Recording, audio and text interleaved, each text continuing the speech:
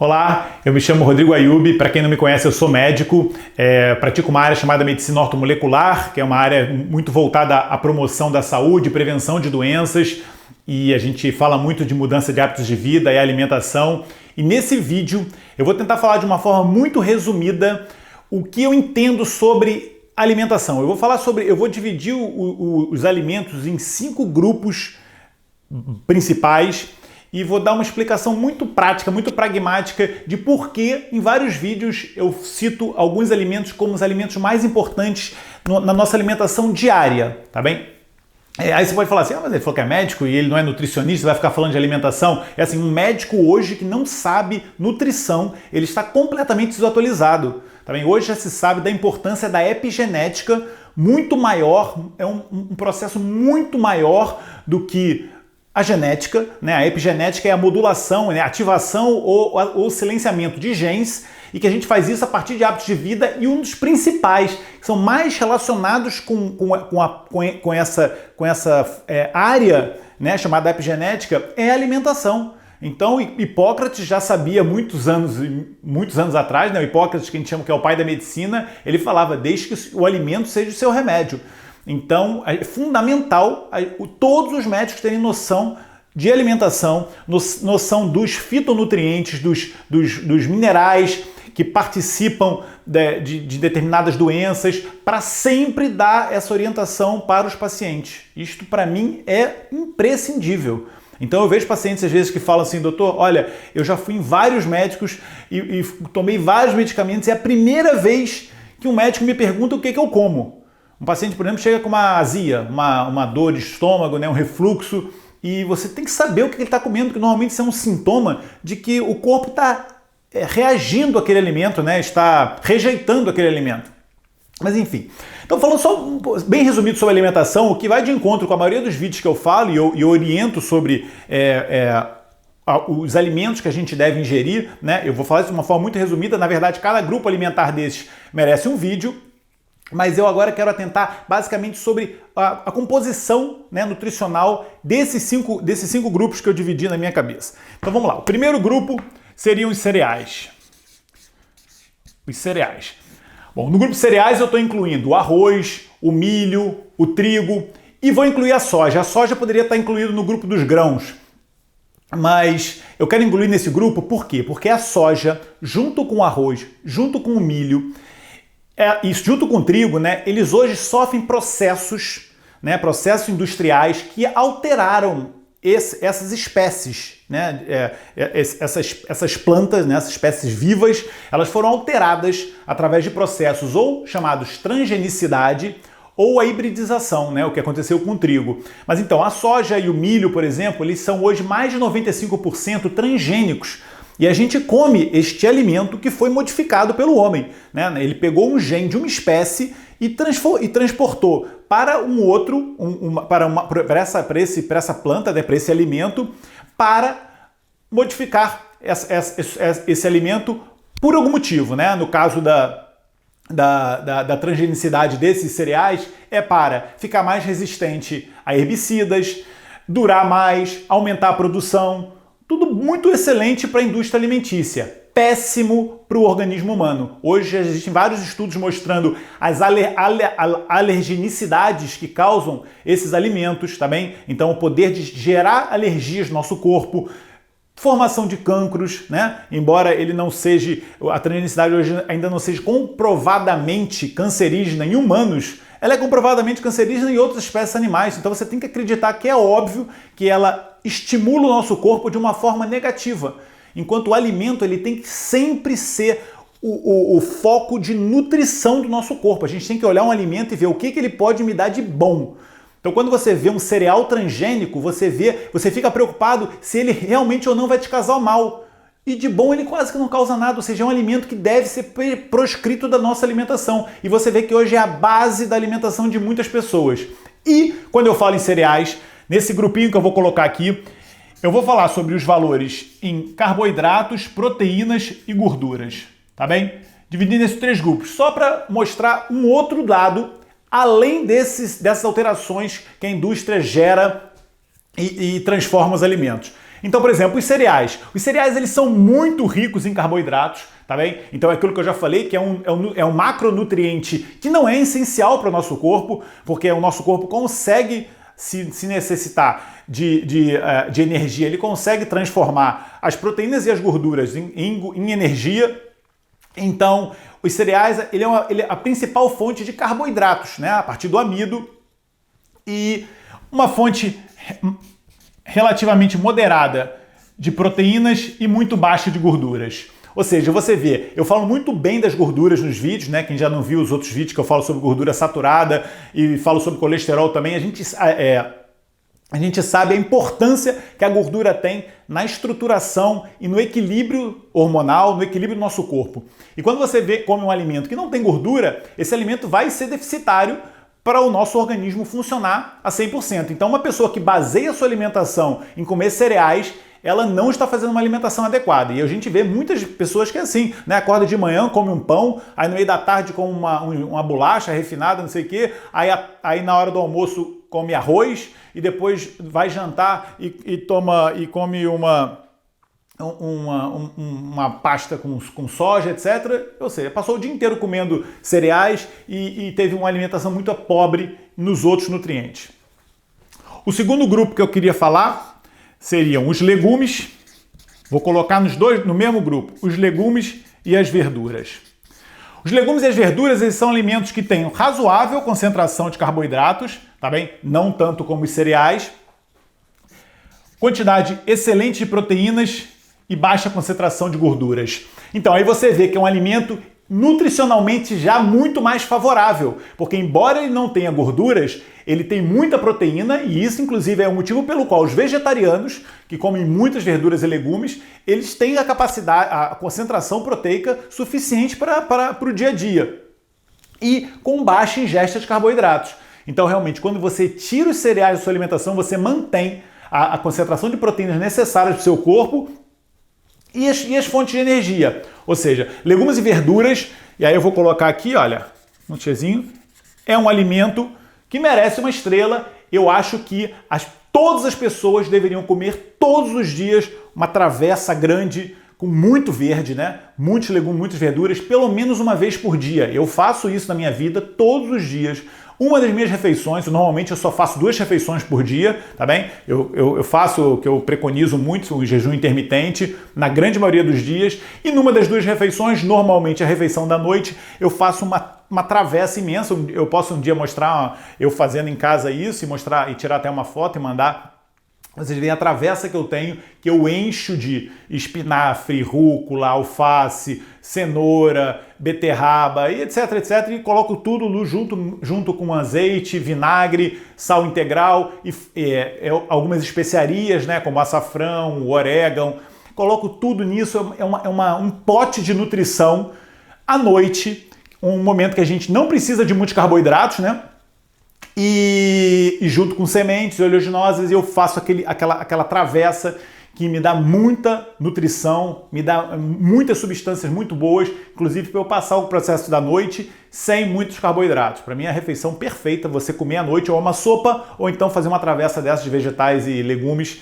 E é o que eu vejo que a maioria das pessoas não fazem, né? As pessoas à noite jantam carne com batata. Aqui em Portugal, então isso é muito comum, né? Uma refeição carne com batata ou carne com arroz e batata. E aí você vê que é um alimento que tem muito pouco valor nutricional, muito valor calórico e que para a noite não é o ideal, até porque por ser um alimento pesado que vai precisar de muito mais tempo de digestão. O segundo grupo de alimentos seriam as sementes e as oleaginosas, né? Então aqui eu incluo todas as sementes, que são as sementes de gergelim, a chia, a semente de linhaça, semente de abóbora, que é uma semente que é espetacular para a nossa saúde, riquíssima em minerais, para o homem também uma fonte maravilhosa de zinco. E a semente de abóbora eu vejo que é esquecida, as pessoas não comem, né? Semente de abóbora raramente, e é um alimento que você pode colocar nessa salada que eu falei da noite, você coloca, salpica um punhado de semente de abóbora todos os dias à noite, e você não precisa ficar tomando suplementos vitamínicos, né? Naquela matrix de que você tem que tomar vários suplementos, etc. Tendo uma alimentação equilibrada dessa, você prescinde de muitos nutrientes, de muitos suplementos que você precisa para repor os nutrientes no seu corpo. E quando eu falo de oleaginosas, eu estou falando das nozes, né, do pecan, das amêndoas, dos pistachos, da castanha do Brasil, aquela fonte excelente de selênio da natureza, etc. As sementes oleaginosas, elas têm muito baixa concentração de carboidratos, têm alta concentração de proteína e alta concentração de gordura. Nem preciso dizer, merece um asterisco e entra no nosso grupo de alimentos perfeitos para serem ingeridos todos os dias. Uma fonte excelente de proteínas e gorduras e baixa de carboidratos. Exatamente aquilo que eu falo. Por isso que eu digo assim, seria talvez o rei da nossa alimentação, seria a gente ter todos os dias uma concentração moderada de sementes oleaginosas na nossa refeição. Eu vejo poucas pessoas fazendo isso e é uma pena, porque é uma fonte excelente de, como eu falei, proteínas, gorduras e minerais e vitaminas. Né? Uma fonte excelente de vitamina E, que é uma vitamina antioxidante fundamental para o nosso corpo, e a gente encontra nas leguminosas, encontra muito poucas vezes em outros alimentos e as pessoas não comem. Então aqui já coloquei no meio do meu quadro dois grupos de alimentos que eu faço todos os dias e que são um dos principais promotores de saúde a partir da nossa alimentação. Bom, o quarto grupo, como eu falei no início, seriam os grãos. E aqui eu não coloquei a soja, mas estou falando principalmente da lentilha, né, do feijão, do grão de bico. Eu tenho ascendência árabe, né? Minha família, parte do meu pai é libanesa, e eles comem muito hummus, né? Que é aquela pasta de grão de bico excelente para a saúde. Né? Você faz aquela pasta de grão, porque o grão ele tem um valor nutricional bom, por vários minerais, etc. É uma boa fonte de proteína e diferente dos cereais, com baixa concentração de carboidratos. Em relação aos cereais, né, principalmente. E é um alimento que não sofre aquele processo de transgenicidade, como tem os cereais, como o milho e trigo e a soja, etc. Os grãos, eles não sofrem esse processo, pelo menos até por enquanto, e pelo menos que eu saiba, e não está no grupo daqueles chamados GMOs, né, que são os organismos geneticamente modificados, e por isso que a gente deve colocar no dia a dia na nossa alimentação. Então não esquecer, lentilha, aqui em Portugal tem um grão também que é muito consumido, que chama-se favas, e eu não gostava, quando eu cheguei aqui em Portugal eu comecei a gostar, e a quinoa também, né, como eu falei, um excelente grão. Então, os grãos. Então os grãos, eles têm uma relativa concentração de carboidratos, excelente fonte de proteína, aqui seria maior, e baixa concentração de gordura, ou não tem gordura. Ou seja, é um alimento, nutricionalmente falando, bom para a nossa saúde, desde que a gente não abuse por causa da concentração de carboidratos. Se você puder sempre germinar o grão, né, de forma, porque tem muita gente, por exemplo, que sente gases e sente distensão abdominal quando come o grão ainda não germinado, e quando você faz esse processo de germinação, que depois eu posso falar no outro vídeo, você diminui essa intolerância que algumas pessoas têm ao uso excessivo de grãos. Muitas vezes, essa intolerância não é pelo alimento, mas é porque você está na sua alimentação colocando outros alimentos inflamatórios, e aí o seu corpo o seu intestino está num processo inflamatório, e aí qualquer coisa que você coloque no intestino, ele vai reagir de uma forma negativa, e aí não é nem por causa do alimento, mas é por causa do estado que seu corpo se encontra. Então, mas de qualquer forma, germinar o grão, na grande maioria das vezes, já melhora esse processo digestivo. E os últimos alimentos desse grupo são as carnes. Então, as carnes, eu estou a falar do frango, né, da carne de vaca, da carne de porco, dos ovos e dos peixes. Então, as carnes, elas são alimentos que não têm carboidratos, têm alta concentração de proteínas e alta concentração de gorduras. As carnes, é o seguinte, eu hoje tenho uma opinião formada em relação às carnes. As carnes, se você comer carnes de uma forma moderada, muito moderada, não é um alimento que você comer em excesso. Se você procurar carnes orgânicas, né, carnes de boa procedência, em que você sabe que o animal não sofreu nenhum processo de hormônios, antibióticos, estresse, né? Porque se você... aqueles animais que ficam enclausurados para produção em larga escala, eles liberam muito estresse, não recebem a luz do sol, então não tem vitamina D. E essas carnes, elas não são boas para o nosso consumo. Mas a carne do animal que está no pasto, né, que come o verde, que recebe o sol, que não está estressado, sei o quê, em moderada concentração, eu acredito que seja um alimento muito bom para a nossa saúde, para regular nossos hormônios, para equilibrar o nosso colesterol e outras coisas. Então eu acho que deve ser ingerido.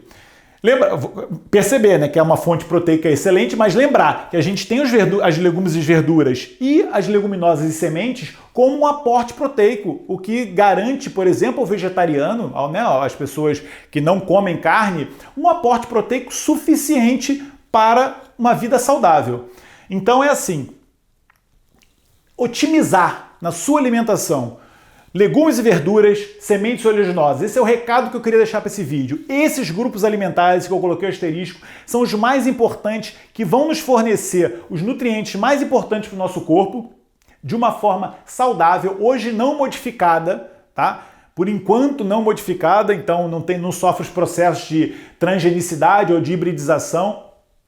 Isso faz com que a gente saiba que está colocando no nosso corpo um alimento que nos está trazendo muito mais nutrição do que calorias e substâncias que depois vão dar o trabalho para o fígado, para detoxicar, etc. Quando você come muitos desses cereais, eles dão trabalho para o fígado por causa de substâncias ruins que vêm junto com o alimento. Quando você come verduras e legumes, você ajuda o fígado ao processo de detoxificação e limpeza. Eu já falei isso em outros vídeos. Parte do detox que a gente faz no nosso corpo é dando para o nosso corpo fitoquímicos, vitaminas e minerais, nutrientes que vão participar das fases 1 e fase 2 de detoxificação hepática. Tá bem? Aquelas fases de conjugação, de biotransformação, são fundamentais você dar nutrientes. E a gente sabe que hoje, inclusive, existem outros fitoquímicos que ajudam nesse processo. Então, colocar isso sempre. Eu faço a minha salada, normalmente, quando eu não faço jejum de manhã, eu faço um suco verde. E à noite minha salada. Essas duas refeições, eu consigo colocar várias substâncias dentro da composição que vão ajudar o meu corpo a funcionar melhor. Então, por exemplo, na minha salada da noite eu posso colocar alho, cebola, como eu falei, orégano, o açafrão, né, a cúrcuma, que a gente sabe que tem uma série de efeitos anti-inflamatórios, e outras várias especiarias que eu coloco. No suco da manhã eu espremo limão, coloco pedaços de gengibre, coloco os nutrientes todos, né, as frutas e legumes, etc. Bato no liquidificador e aí você tem aquele complexo de nutrientes dentro de uma refeição, né? Ou num copo, como eu como de manhã, ou dentro da minha travessa, na minha salada à noite. E deu para entender, né? É aquela equação básica da alimentação, que a alimentação saudável é você ter muita nutrição e poucas calorias. Então você vê que nesse gráfico os alimentos têm muitas calorias e pouca nutrição, principalmente os cereais. Os alimentos têm muita nutrição e poucas calorias, legumes, verduras, sementes e oleaginosas. Era para ficar dado esse recado. Espero que vocês tenham entendido de uma forma bem prática a concentração dos macronutrientes nesses grupos alimentares e depois eu posso fazer um vídeo mais específico sobre cada grupo alimentar. Muito obrigado por toda a audiência, por todos os likes e por todos os compartilhamentos dos vídeos e até o próximo. Beijinho. Obrigado.